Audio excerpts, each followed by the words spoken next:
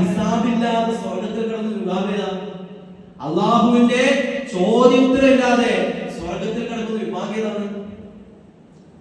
മഹാനായ ബൈഹഖി ഇമാം അവിടുത്തെ ശുഅബുൽ ഈമാനിൽ ഈ ഹദീസ് കൊണ്ടുവരുന്നുണ്ട്. എന്താ?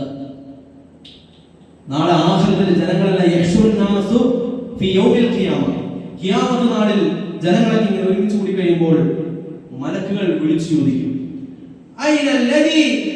ഐനല്ലദീന കാനൂ തതജാഫാ ജുനൂബുഹും അനിൽ മളാജിഅ, എവിടെ തതജാഫാ ജുനൂബുഹും അനിൽ മളാജിഅ, തഹജ്ജുദ് നിസ്കരിച്ച ആൾക്കാർ എവിടെ? രാത്രിയുടെ യാമങ്ങളിൽ എല്ലാവരും കിടന്നുറങ്ങുമ്പോൾ ആ സമയത്ത് അല്ലാഹുവിന് വേണ്ടി എണീച്ച് സുജൂദ് ചെയ്ത ആൾക്കാരെവിടെ?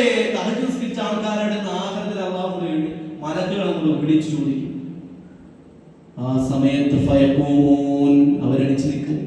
ആര്? ആഖിറത്തിൽ എല്ലാവരും ബേജാറായിട്ട് വളരെ പ്രതിസന്ധിയുടെ ആഴിയിലിങ്ങനെ നിൽക്കുമ്പോ തഹജ്ജുദ് നിസ്കരിച്ച ആൾക്കാർ അവിടെ പ്രത്യേകമായ ഒരു ബഹുമതി കൊടുക്കാൻ പോവാ. അവരെണീച്ചിരിക്കും. വളരെ കുറച്ചുണ്ടാവും. തഹജ്ജുദ് നിസ്കരിച്ച ആൾക്കാർ വളരെ കുറച്ചുണ്ടാവും.